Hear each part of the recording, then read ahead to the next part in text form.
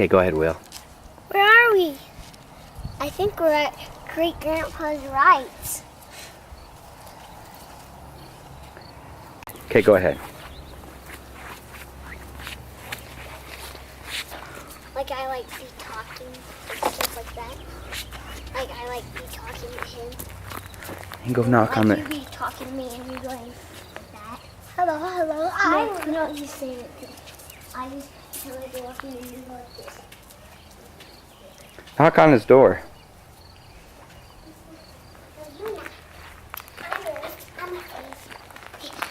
Can I have the camera? No, you knock on the door. Knock hard. Oh my good heavens. There's lots of people over. Did you know that was William?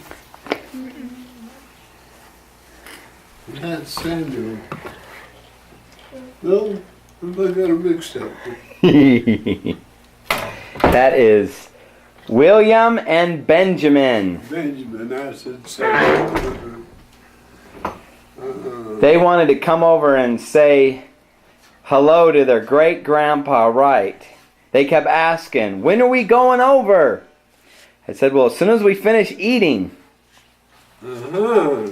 They sure do like Uncle Bevan and Aunt Elaine now. Oh, I bet they do. Toys and treats and guns. Oh, Bevan knows how to talk to little kids. And your voice.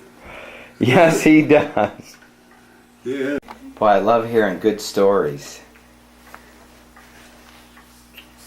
When did you start Hall's Ferry?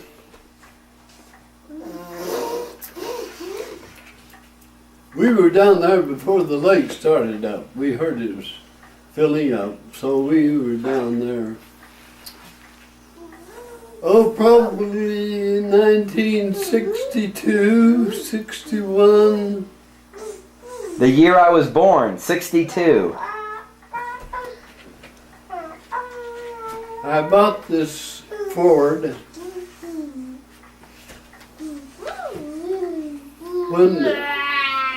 when I was out there at Hall's Crossing to haul groceries in. Oh. I bought it and it was mine, and the company paid me for gasoline and mileage. Oh. And I used it a lot then. And then how did you ferry people?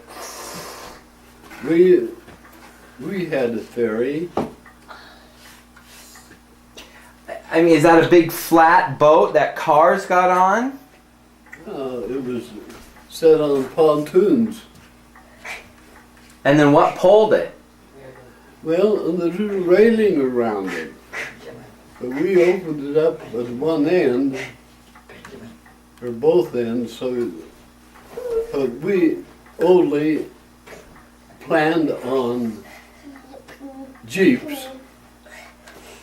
And before we got through at the ferry, we had added pontoons on the side. We were taking loads of pickups loaded. Oh, and so you did that for like 10 years? Oh, I don't know. Yeah. Hey, I need to send you guys home. Mom wanted you to get home and get ready. It's already past your bedtime. You think you can get home okay? It's going to be dark really soon. So you want to hurry before it gets really dark out there. Watch the street, okay? Hey, Oh, we're going to see you before you leave. I think so in the morning, but can you say goodbye to Grandpa? Come out here. Goodbye. Come over here and at least shake his hand or give him a hug, okay? Come on, Yeah. give me a hug. I love you guys. Oh, Joe, want your hug. Okay. See ya. Goodbye. That air's kind of nice. Maybe you should leave it open. I don't know. It's all right. Should I open it? No, you shut it. Is it true that they paid you with Lake Powell stock? Yes. And I put most of my earnings back into stock. You had a lot of foresight, because now they I come. don't know. Now they come from Germany to go to Lake Powell. And who would ever thought that they'd be coming from Europe? Well, some of us sold their stock a little early. If I'd have waited another year, I could almost doubled my money. Wow. Now, But I was through out there. No interest in it, so I sold it. well, Grandpa's done about everything, and so he does something for a while, I guess, and he loses interest, and then he goes on to something else, and then something else. These boys are going to scout camp in the morning, Monday and morning. he has been mowing my lawn. So he wants to come early in the morning and mowing my lawn before he goes to scout camp. That's really early, like before the sun's up. He No, is- it'll be after.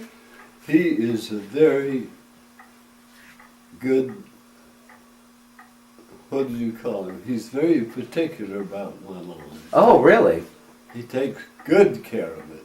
Well, you know, his oldest boy, Ted, that's my dad, he said that he mowed lawns to earn money in Blanding. Do you remember that? He what? He said he used to mow lawns to earn money. Tim, I'd have to have a memory like one of these computers if I remember that. But he said he used, you know, they're all push mowers, Yeah. and he'd mow it all one way, and then he'd go back and he'd mow it the other way, so that it would look really, tell really him. nice. You tell Tim about the kind of mower you use. It's a gas powered. Has front wheel drive. Has front wheel drive that turns and pulls the mower. Yep. That's pretty good. That's great. Are you going to camp too? Good for you. Oh, will this be your first camp? It'll be mine, but he went last year. Oh, you went like a year older. Yeah, that makes sense. Have you ever been in a camp?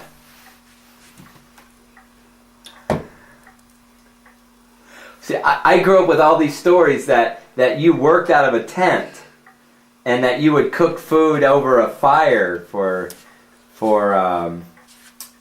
government workers. I could tell you stories.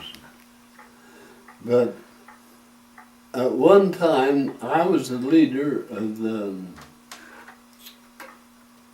boys just older than the scouts. What are they? Teachers? Well, in the scouting Oh, program scout versus the church. program. So right now they call them. There's a young. Right now they're called varsity. They used to be called adventure. Well, there's another. At that time, there's another. Yeah, The boys are about 14, you're right. and up in recapture, up here about 12 miles, there was a sawmill. And at this time, it had closed because of the lack of timber around there. But I had 4 or 5 boys, and we went up there to camp, and I had your dad with me, who was about 12, 8 to 12. He was 8, I think, at that time. And he may remember that. But we camped there 2 or 3 nights, and I taught the kids some cooking and some camping techniques. But one morning, about the second morning, we got up and hiked to the top of this lower peak on the mountain. Yes. What mountains are these? Hmm? Blue Mountain? It's Blue Mountains? Yes. Yes. Abajos. Bajo Peak? Abajo. A Bajo Peak. All right. Now that was, to make that trip was about, and climb over shale and everything to the top of that mountain. Wow. It was about a 12, 14 mile round hike. Took your dad. He made it. When we got back to camp, I did. Well, I think your dad too. He just collapsed. But in a few minutes, he was up around and running around like he never. He recovered fast. You might ask your dad sometime if he remembers that. I remember my dad telling me about the first airplane he saw that was a biplane that flew over while he was in school. Seems like he was in 3rd grade or 4th grade or something. And he got so excited that he ran right out of his class, and the airplane was landing in a field, and he just ran out of school and just followed it. And he looked behind him, and all his classmates were behind him, following him all the way. And I was wondering if you remember the first airplane you saw.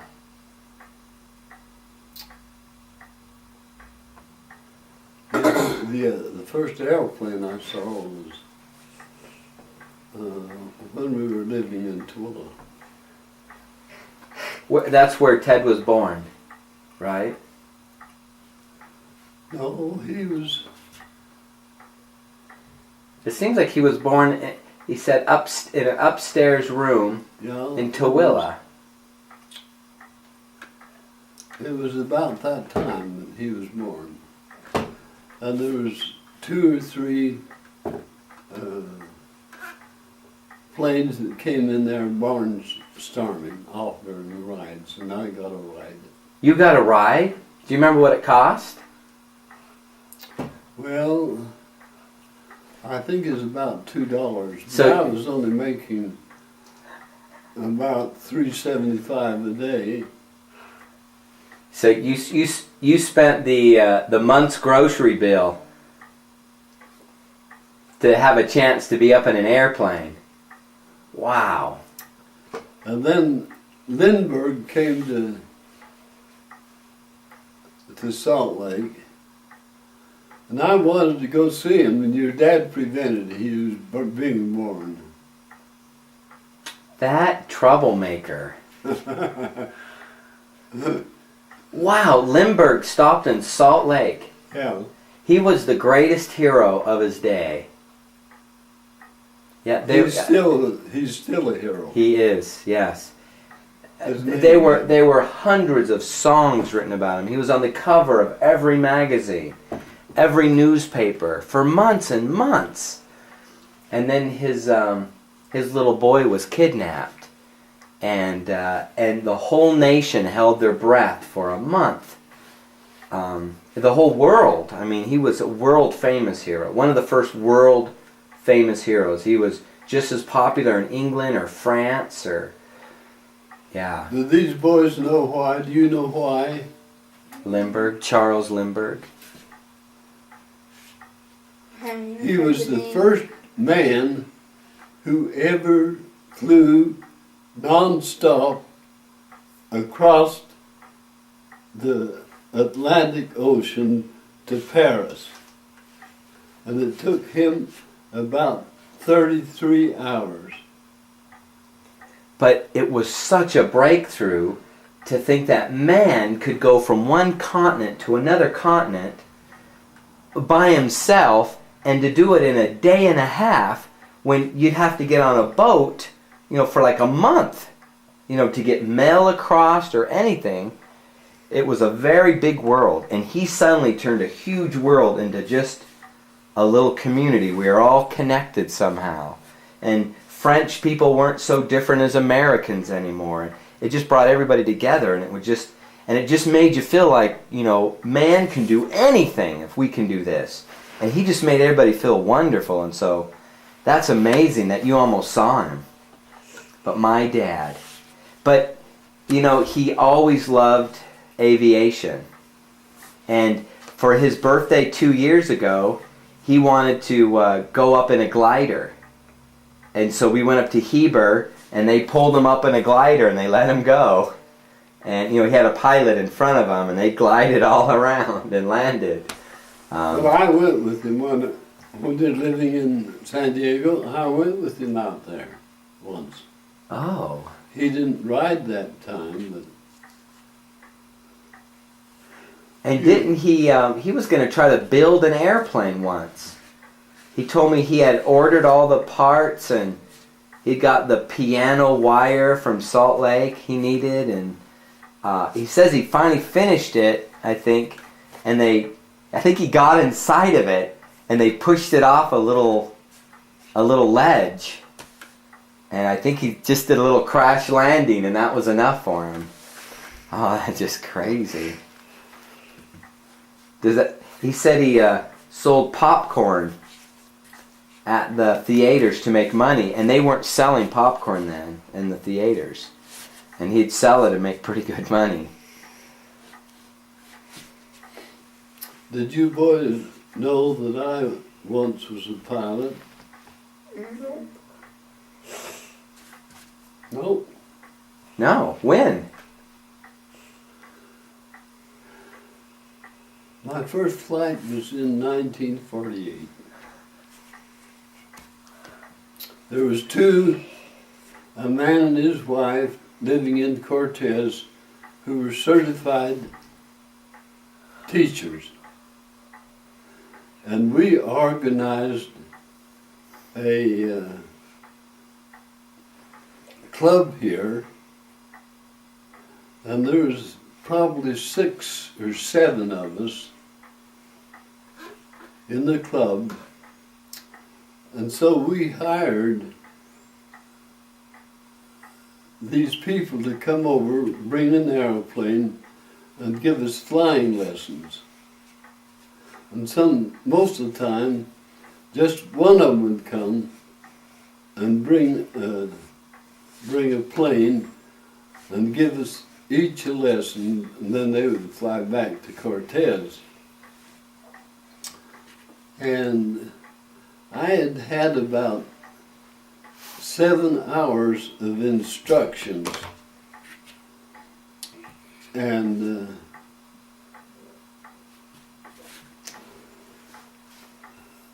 we went down to the field, and there's 2 airplanes down there.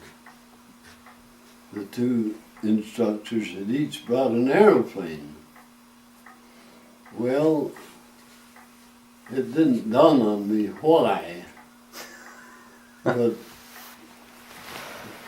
Mom said right at the first, "I don't want to see you when you sew when you're up there alone." And so this day, she came down there to the field, and they needed some more gasoline or something. They sent her to town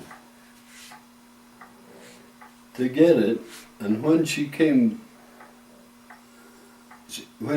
back, she says, she looked around and she says, "Where's Frank?" He says, "He's up there soloing."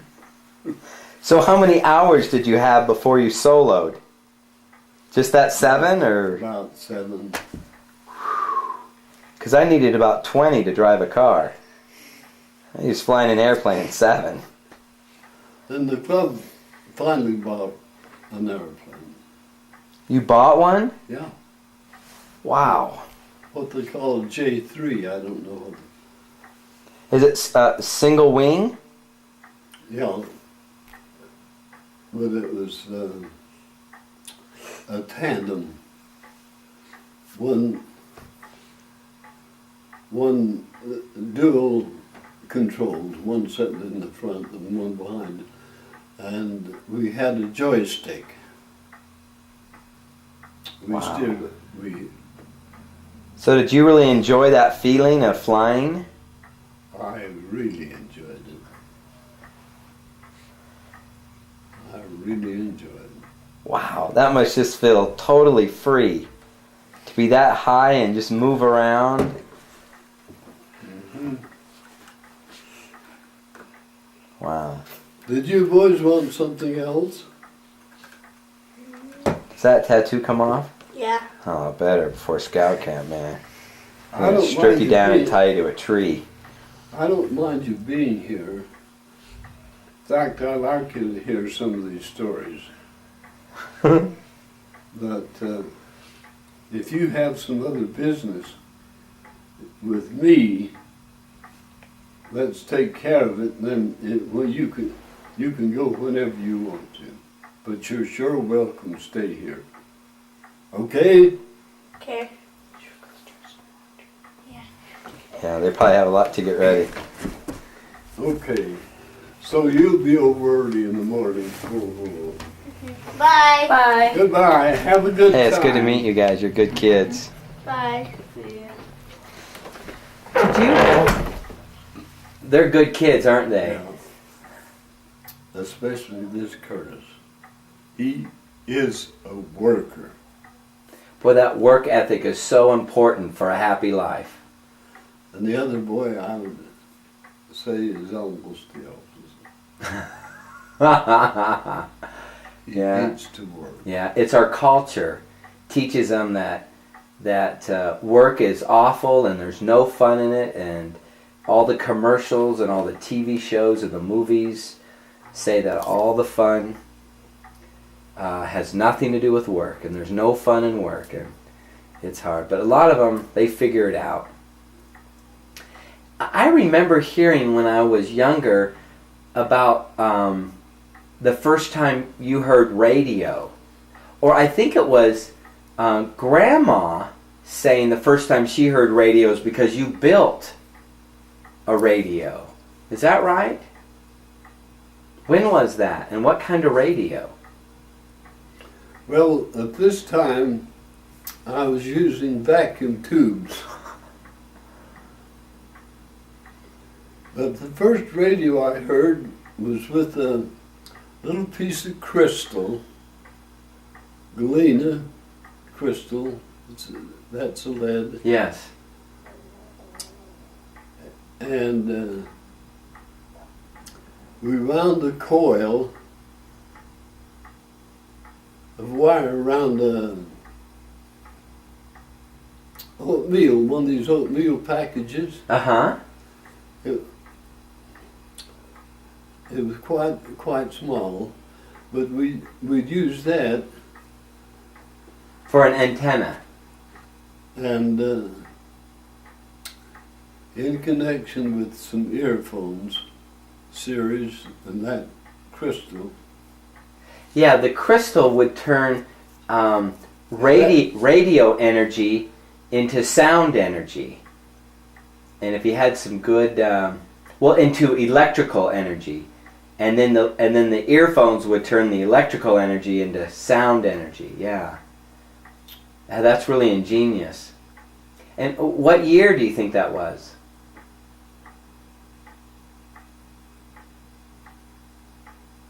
I guess they're getting radio in the early 30s.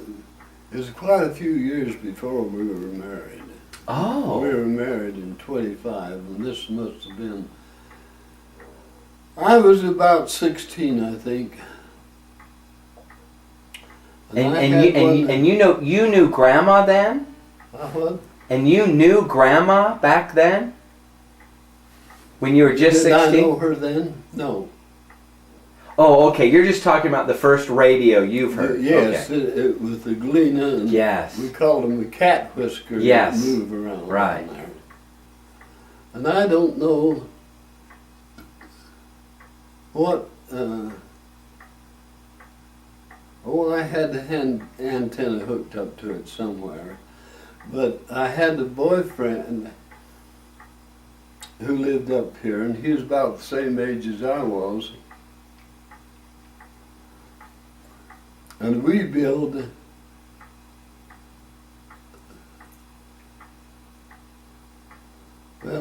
anyway, let's take this separate experience. Anyway, I was feeling around there for him to come on, and then I heard a code signal from out of town. The first radio signal that I had heard was on a homemade crystal set. And was it Morse code? Morse code. Oh, I used Morse code. I used to be able to use or receive about 25 words a minute. Wow. I can't even type that fast. I can't type that fast now. But I was just learning to, it went from... So was the first radio just Morse code and no voice? Yes. That At makes first. sense. Then I built this, I got some instructions somewhere to build this set with tubes. I used one, what was it, A1 vacuum tube. I used it first. I learned that in that vacuum that the electricity would only travel one way. And from there I got books or something, and between my experimenting like that, I got one that I could receive quite a few radio signals in code. Oh, and this was still all code. Yes. And then with this one vacuum tube. And then when I went to Willa, I had one made out of 2 tubes, with 2 tubes in it. And there was an outfit came from Salt Lake, and I helped them get antennas set up like that. They were in a public building. They set up an antenna, and about 3 or 4 o'clock in the afternoon, I heard my first voice from Salt Lake. And as the sun went down, it faded out. Yes. What, do you remember what it was you heard? I believe it's KSL. Yeah, yeah, they were the first. And they'd be the only ones with enough power that you could receive down here. Well, I remember Grandma saying the first radio she heard is because you had her listen to your headphones. And she was so amazed to hear a voice coming into her ears. yeah, that was shortly before we were married. Maybe that's why she married you. I think that's why she married you. She thought you were pretty smart, that you'd be able to provide for her. I was trying to remember how many different jobs that you've had. Do you think you could remember maybe 10 of them? Don't ask me. Well, didn't you taught musical instruments? Oh yeah, for several years. What instruments? What instruments? 14. Name some of them. Piano, violin, guitar, mandolin, the drums. Did you know? Yeah. But the teacher was a certified teacher, and he had a school in Los Angeles or Long Beach. And he and his wife had trouble, and he got divorced, and she kicked him out. So he came to Tooele with a bunch of instruments, and his parents lived there. Oh. And he found out that I played the violin, and so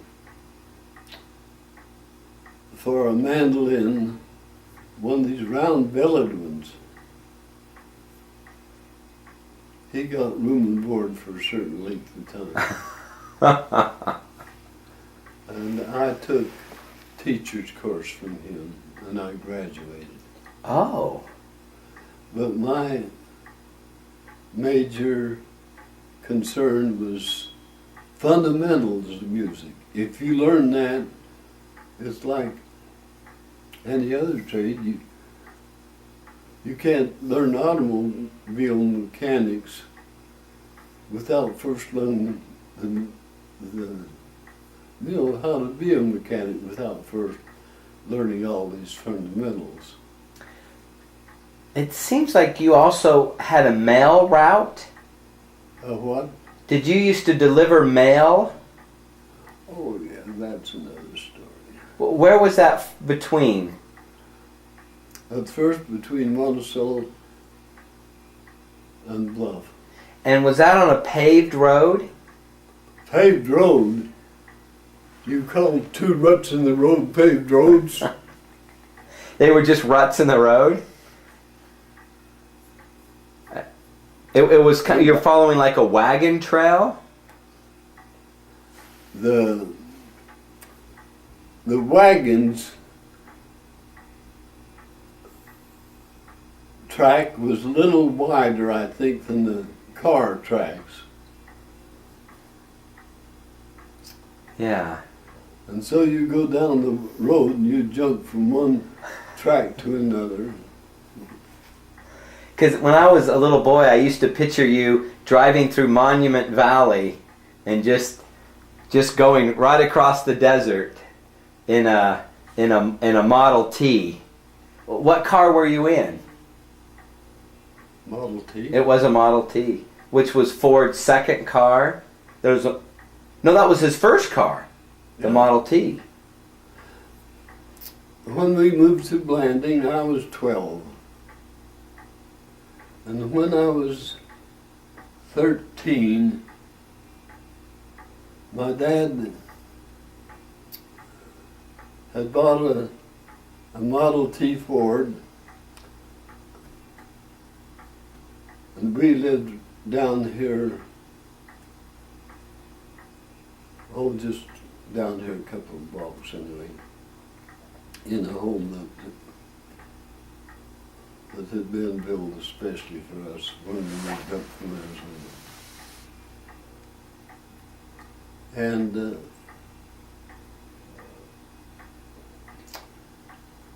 one time, Dad had a job, took him away from home, and he didn't have to take the car. I had asked him about, I'd ridden with him, watched him use these controls. I think I was only 13 at the time. Anyway, he left the car there and left.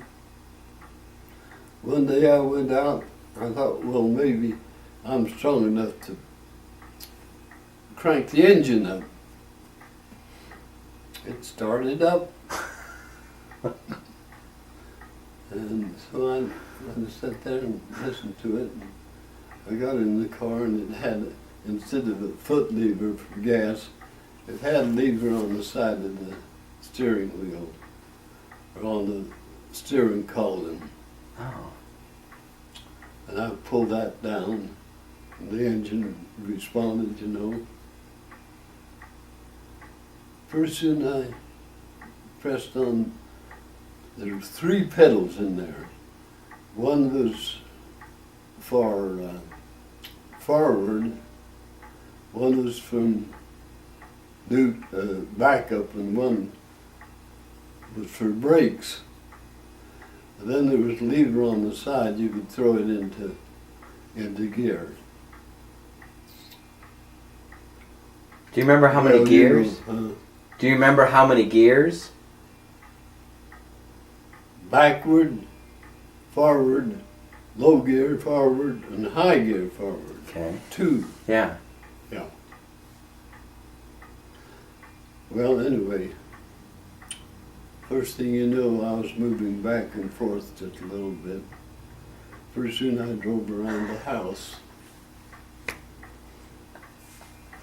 That's funny. Mom was out there watching. Really? Yeah. Or she was in the house watching out the window. And she thought she should just let her her little boy experiment. And the kids were out there. I had 3 of them who were younger than I was. I believe that's right, anyway. Your dad may have been one of those. No. Yeah, he could have been it. No, he wasn't. It was my brothers and sisters, not Yes. my kids. Yes. Brothers Brother and and sisters. sisters, yes. And pretty soon I said to the kids, "Do you want to ride around the house?" They jumped in and we rode around the house and Oh my got goodness. along fine.